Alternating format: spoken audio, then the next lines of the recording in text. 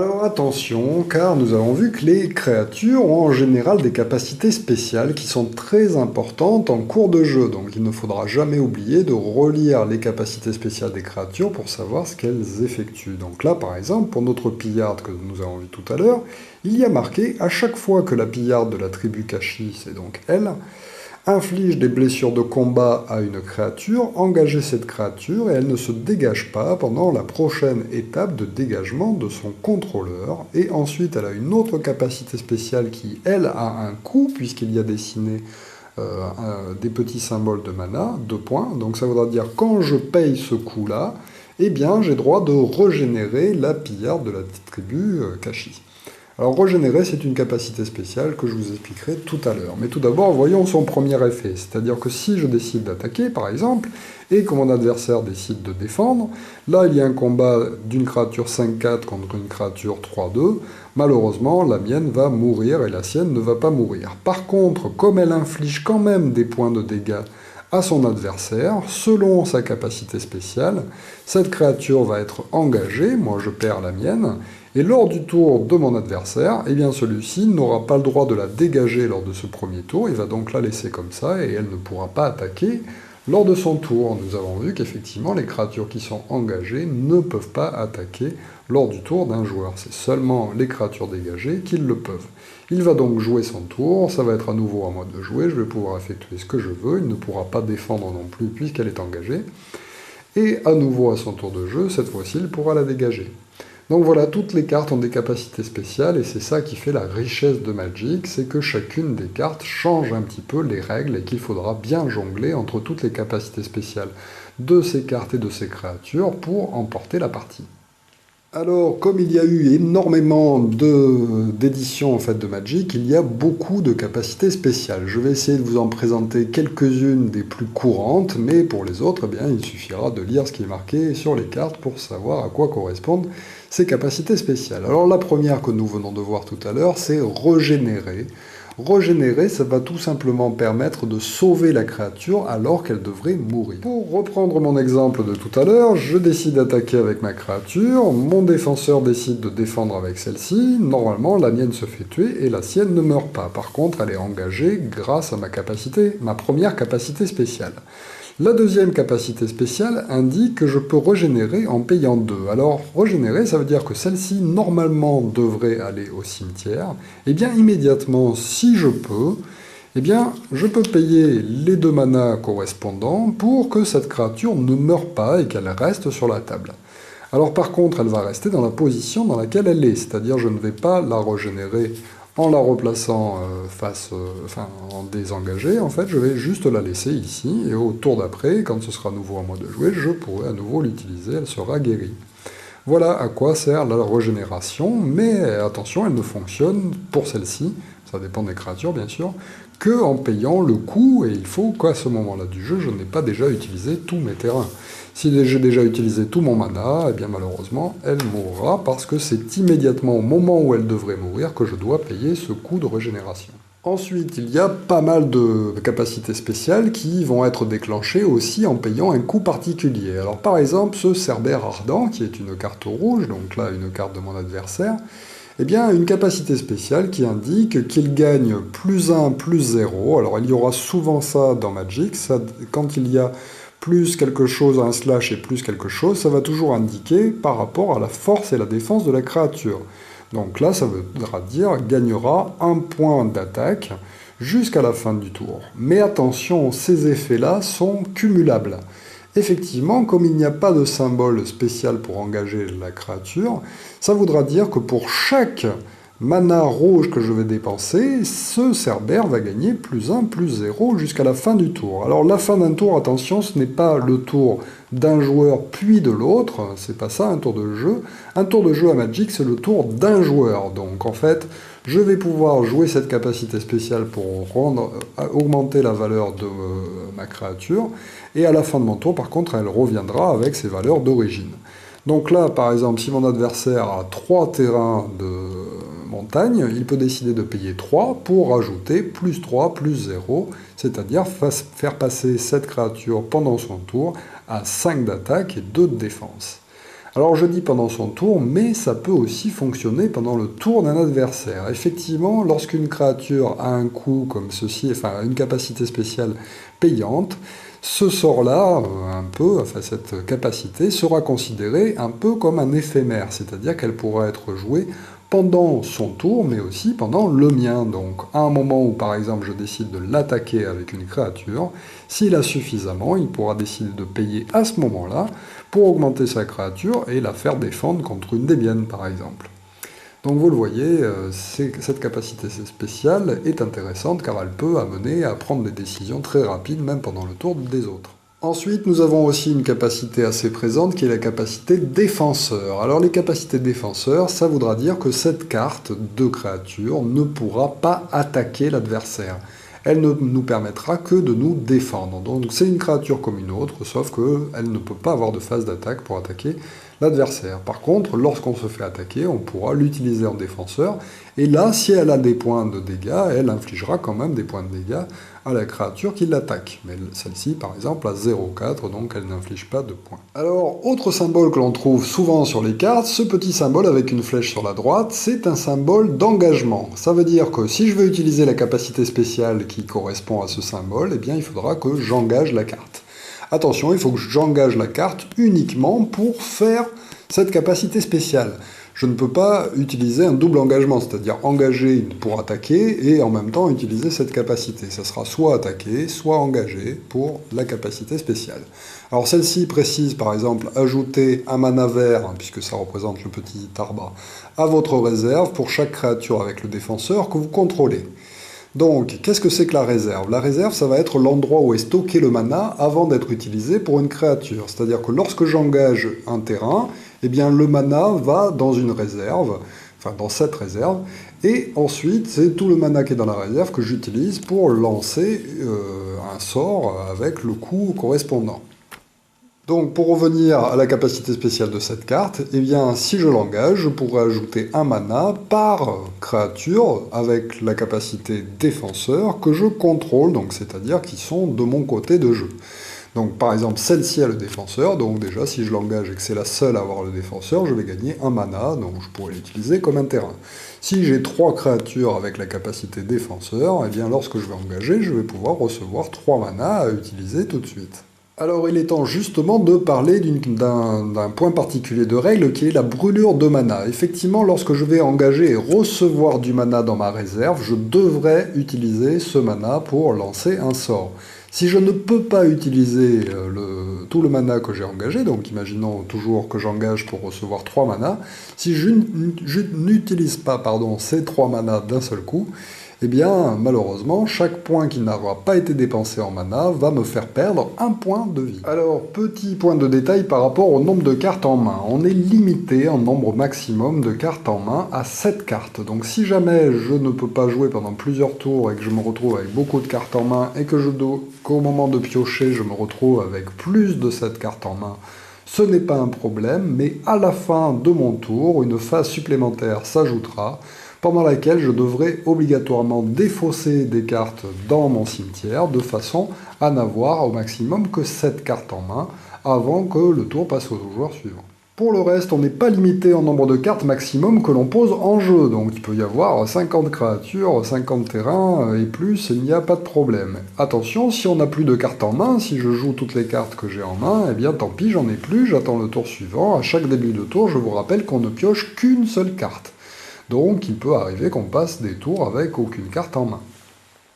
Autre capacité spéciale assez courante, surtout chez les cartes vertes, le piétinement. Alors qu'est-ce que fait le piétinement? Nous avons vu que lors des combats, si je décide d'attaquer mon adversaire, il pourra défendre avec une créature, et à ce moment-là, les créatures vont se battre entre elles, mais il n'y aura pas de points d'infliger aux autres joueurs. Donc là, par exemple, j'ai 5 d'attaque, lui il a 2 de défense, la créature meurt puisqu'elle arrive à -3, et la mienne, qui subit 2 points de dégâts, ne meurt pas et elle restera sur la table. Par contre, si une créature a le piétinement, donc là par exemple c'est le cas, 5-5 piétinement, eh bien les points en plus des points nécessaires pour tuer la créature adverse vont être infligés au joueur défenseur. Donc là par exemple, s'il défend avec son 2-2, eh bien, il me faut 2 points pour tuer la créature, et les 3 points qui restent, eh bien, c'est le défenseur qui va les subir en points de dégâts. Autre capacité spéciale assez fréquente, la protection. Alors, protection contre quelque chose. Donc, par exemple, protection contre les artefacts, eh bien, va me protéger contre tous les dégâts infligés par une source artefact. Mais il existe aussi des protections contre le vert, contre le rouge, contre le bleu, enfin contre toutes les couleurs du jeu. Alors si par exemple une créature a une protection contre le rouge, eh bien on ne pourra pas lui lancer de sorts qui lui infligent des points de dégâts rouges, on ne pourra pas lui lancer de sorts rouges directement dessus, et lorsqu'elle combattra, eh bien ne pourra pas, alors si elle attaque, ne pourra pas être défendue par une créature de la couleur précisée, donc là par exemple celle-ci contre les artefacts, si j'attaque, mon adversaire ne pourra pas se défendre avec un artefact, il sera obligé de me laisser passer s'il n'a que des artefacts en jeu.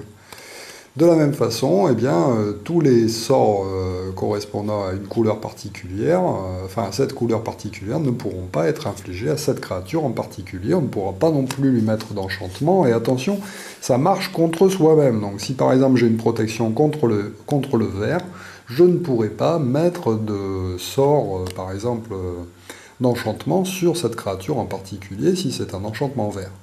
Donc voilà, ça peut être à double tranchant, mais en général c'est très bien. En plus de ça, elle permettra de défendre contre une créature de cette couleur-là. Donc par exemple, si mon adversaire m'attaque avec un 12 d'attaque, 12 de défense artefact, eh bien je pourrai parfaitement défendre avec cette créature-là, qui ne recevra aucun point de dégâts d'une créature artefact. Ensuite, vous avez la capacité sacrifier. Alors sacrifier, ça veut dire tout simplement décider de mettre au cimetière quelque chose qui correspond à ce que la carte vous précise. Donc par exemple, sacrifier l'enfant d'épine. Donc là, c'est cette carte-là en particulier. Je peux décider de la sacrifier, donc de la jeter dans mon cimetière, pour que la créature ciblée de mon choix, donc, gagne +1/+1 jusqu'à la fin du tour. Ensuite, il y aura aussi souvent l'utilisation du mot « détruisez ». Donc là, par exemple, lorsque la boue acide arrive sur le champ de bataille, c'est-à-dire cette carte-là, détruisez l'artefact, l'enchantement ou le terrain ciblé. Donc lorsque je vais la poser, par exemple, je pourrais décider de mettre un terrain adverse dans son cimetière. En fait, elle sera détruite complètement, et ça peut être valable aussi sur des créatures parfois. Donc là, par exemple, détruisez l'artefact, ça pourra très bien être utilisé contre une créature artefact qui sera immédiatement défaussée dans la défausse du joueur. Alors, précision, les créatures qui peuvent se régénérer peuvent éviter d'être détruites. Donc si on utilise une capacité, par exemple, détruire sur cette créature-là, on pourra utiliser la régénération pour éviter qu'elle n'aille dans un cimetière. Par contre, lorsqu'on utilise la capacité spéciale sacrifier, la régénération ne marche pas contre un sacrifice. Alors après, il peut aussi y avoir des coups en X. Alors s'il y a un X dans le coup d'une carte, eh bien ça voudra dire qu'il faudra se référer à son texte pour savoir à quoi correspond ce X. Donc là, par exemple, la boule de feu inflige X blessures. Donc ça voudra dire que lorsque le joueur lance la boule de feu, il va devoir payer un mana rouge plus X terrain, c'est-à-dire autant de mana qu'il le souhaite. Ça peut être infini en fonction de ce qu'il a en jeu. Et chacun de ces terrains, eh bien, infligera une blessure. Donc évidemment, plus vous utiliserez de terrain, plus vous pourrez infliger de blessures grâce à la boule de feu. Ensuite, autre capacité spéciale très courante, le vol. Alors, qu'est-ce que le vol? Eh bien, ça permet à une créature de voler, tout simplement, c'est-à-dire d'aller attaquer l'adversaire sans pouvoir être bloqué par des créatures qui n'ont pas le vol. Effectivement, lorsque j'incline une créature avec le vol, eh bien, l'adversaire ne pourra se défendre avec une autre créature que si celle-ci a aussi le vol. Si elle n'a pas le vol, eh bien, cette créature va tout simplement passer au-dessus des lignes ennemies, et va infliger ses points de dégâts directement au joueur, et donc lui faire perdre des points sur la feuille de marque. En revanche, lorsque je suis attaqué par une créature qui n'a pas le vol, je peux tout à fait défendre avec une créature ayant le vol. Je peux décider qu'elle place au sol pour pouvoir défendre contre un adversaire qui ne vole pas. En revanche, si l'adversaire a aussi une créature avec le vol, eh bien, si j'attaque, il pourra parfaitement me défendre avec une ou plusieurs créatures volantes. Alors il y a aussi des capacités spéciales qui indiquent retirer de la partie. Alors à ce moment-là, lorsqu'une créature est retirée de la partie, on ne la met même pas dans le cimetière, sera carrément défaussée à part et ne pourra plus jamais revenir en jeu. Autre capacité spéciale, la traversée d'un type de terrain en particulier. Donc par exemple, une créature avec traversée des montagnes pourra attaquer un joueur qui a des montagnes sans pouvoir être bloqué par lui. Imaginons donc que j'ai une créature avec la traversée des montagnes, et bien si j'attaque, mon adversaire ayant des montagnes, elle passe par les montagnes par derrière, et donc mon adversaire ne peut pas décider de bloquer ma créature, et elle sera obligée d'infliger des points de dégâts directement au joueur. Autre capacité courante, la célérité. Alors nous avons vu qu'à chaque fois qu'on va poser une nouvelle créature en jeu, celle-ci va avoir le mal d'invocation, c'est-à-dire qu'elle ne pourra pas attaquer au tour où elle arrive en jeu. Eh bien, les créatures qui ont la célérité se fichent de cette règle, et c'est-à-dire que lorsque je vais poser par exemple le coureur d'arc en jeu, eh bien immédiatement je vais avoir le droit d'attaquer avec. Ensuite, nous avons l'initiative. Alors l'initiative correspond à une attaque qui se déroule avant. Nous avons vu que lors d'un combat, en fait, les attaques sont simultanées. En fait, les monstres s'infligent des dégâts l'un et l'autre en même temps. Eh bien, l'initiative va permettre à cette créature de taper la première. Donc là, par exemple, si elle se bat contre une créature qui a une défense de 2 ou moins, eh bien, elle va tuer l'autre créature avant que celle-ci n'ait le temps d'infliger des dégâts. Donc, par exemple, contre une créature qui fera 2 d'attaque et 2 de défense, eh bien, le tigre tuera la créature avant qu'elle ne puisse le tuer lui-même. Alors, parlons des équipements. Un équipement, en fait, est un objet spécial que l'on peut jouer en payant son coût, donc on va placer cet équipement en payant 1 sur le jeu, à n'importe quel endroit. Ensuite, cet équipement a marqué équipement avec un chiffre à côté qui correspond au coût pour l'équiper sur une créature. Donc, après avoir payé, par exemple, pour poser cette carte d'équipement en jeu, plus tard dans la partie, à n'importe quel moment, je pourrais décider de payer 1 pour équiper une créature avec cet équipement qui va donc lui donner le bonus correspondant. Donc là, par exemple, cette créature ciblée, équipée, gagne plus 2, plus 0. Donc au lieu de faire 5, 5, elle fera 7, 5 tant que l'équipement lui est associé. À n'importe quel moment du jeu, je pourrais aussi repayer 1 pour détacher cet équipement et le replacer sur une autre créature. Et dernière chose très intéressante pour l'équipement, si la créature meurt à un moment donné et qu'elle va au cimetière, eh bien l'équipement restera en jeu et donc je pourrai à nouveau payer pour la rééquiper sur une autre créature. C'est la différence qu'il y a avec les enchantées créatures qui sont apposées sur les créatures, et là, lorsque la créature va mourir, eh bien l'enchantement part aussi avec elle. Voilà donc pour les règles de base de Magic. Je ne pense pas avoir oublié de gros points, mais bon, peut-être que j'ai oublié quelques petits détails quand même, hein, ce n'est pas grave. Sachez donc que pour débuter, le mieux c'est d'acheter des paquets préconstruits, puisqu'après il y a toute la stratégie qui se joue avant le jeu en fabriquant son propre paquet. Mais vous pouvez trouver dans le commerce déjà des paquets déjà construits, sur lesquels sont précisées les couleurs utilisées. Donc par exemple celui-ci est un jeu qui mélange du bleu et du rouge à l'intérieur du même jeu. Celui-ci, du blanc et du bleu. Celui-là, du blanc et du noir. Donc voilà, vous pouvez choisir un petit peu le type de paquet de base que vous avez envie de tester pour découvrir le jeu. Alors je vous conseille cependant de plutôt prendre les couleurs vertes qui sont bien pour débuter, rouges ou blanches.